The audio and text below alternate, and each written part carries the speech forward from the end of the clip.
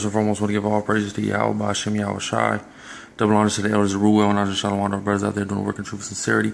I want to do this lesson here on ancient gentrification. Okay, I'm sure a lot of brothers out there are familiar with the term gentrification, what these crackers are doing and whatnot.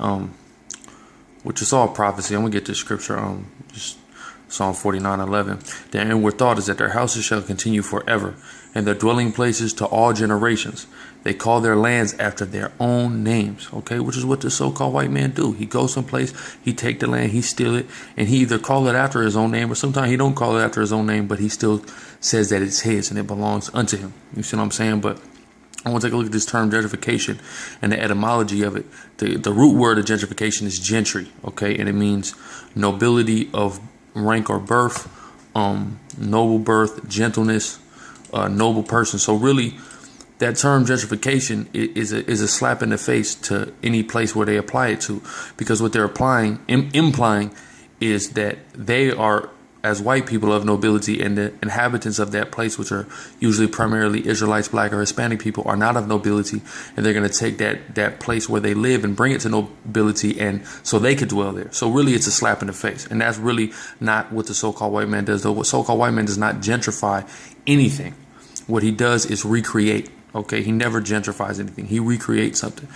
Okay, and what recreation is, to create anew, back again. What they do is they create anew. They did it during the time of the Renaissance. They created things anew. It was all things that weren't theirs, but what they did was put their faces on it, put them into it. You see what I'm saying? It's recreation. It's not gentrification.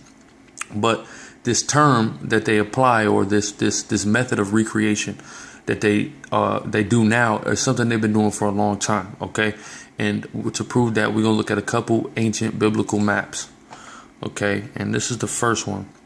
Now this is, the Middle East, starting here with, you have Mizraim, which is Egypt right here.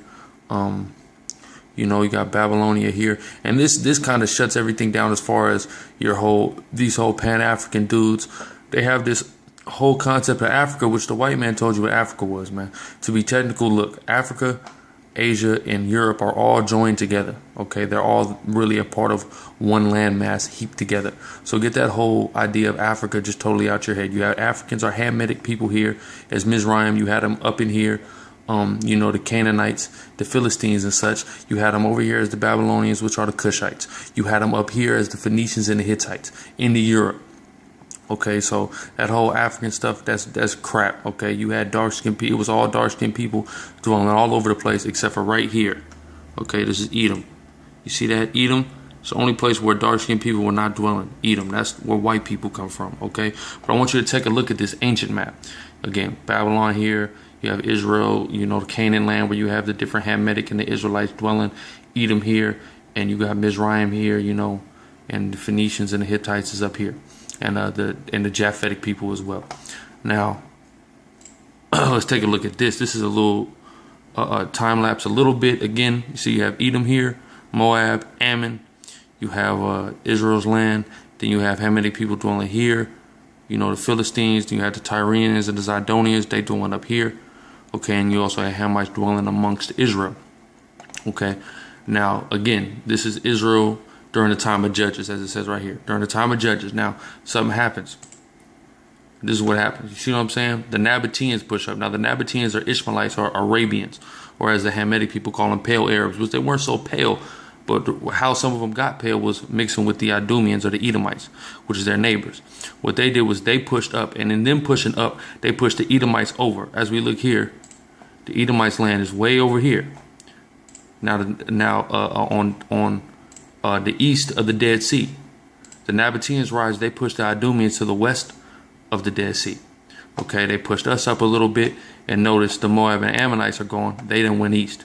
Okay, now you see Judea, Samaria. This is after the northern kingdom had left. So you have Samaria, which a lot of Hamites and some Judites was dwelling in. And you have Judea. You have Phoenicia, which is another Hamitic land. You have the Syrians here. You see how this has changed. The Nabateans have took a lot of this over, and you have the Edomites. Okay, the Edomites also had groups who were up there in Europe, the Romans and the Greeks.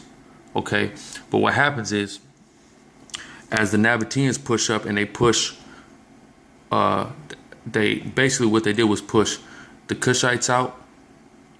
As they took over basically this land known as Arabia, they pushed the Cushites out, and they pushed pretty much all the dark-skinned people out. They pushed, along with the Edomites, which are the so-called white people, they pushed us out, and as well as the Hamitic people out. Where did we go? We went into Africa. Now, when we went into Africa, we eventually migrated to West Africa, where we were sold in slavery by the Africans. Now, with all the dark-skinned people, with the so-called Hamitic and Israelites, pushed out, you know, your Israelites, your Samaritans, your Phoenicians, your Philistines.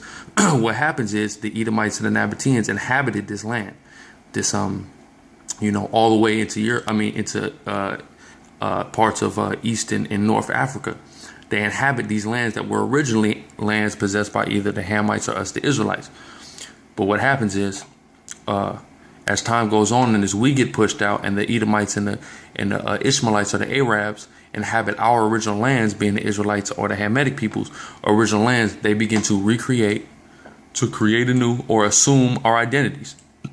That's why you have Ishmaelites talking about their Palestinian or Philistines, talking about their Egyptians, Libyans, Moroccans, all that. These are all Hamitic or Israelite people that dwelt in these different lands. But what happens is, as the Arabs and the so-called white people conquer it, they assume our identities. That's why you have so-called white people running around calling themselves Jews. You see what I'm saying? So it's all an ancient form of gentrification, which in all actuality is not gentrification, it's recreation. They've been doing this for, thousands of years. So it's no surprise that they're doing this to our various neighborhoods. You see what I'm saying? But when you study and you go into your history and your archaeology, especially when you go into the Bible, you find out who the original inhabitants of these lands were. They were the Israelites and other dark-skinned or black people, your different Hamitic, nations. You see what I'm saying? But again, the Nabateans or the Ishmaelites or the Arabs and the Edomites or the, Caucasians have went and conquered these lands and assumed these identities pursuant to Psalms 49 and 11 here.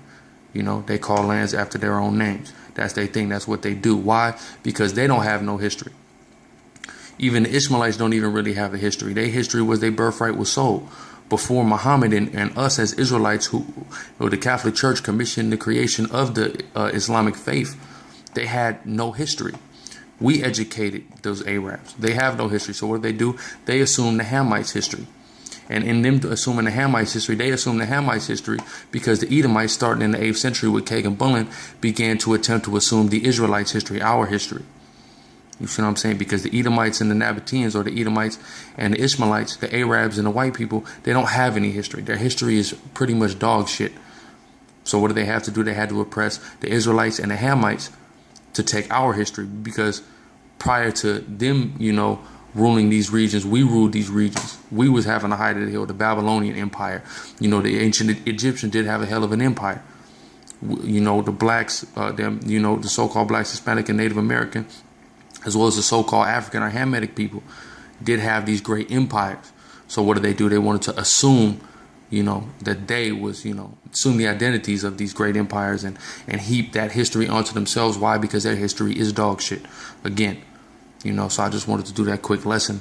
With that, again, all praise to Yahweh Bashem Yahweh Shai and Shalom.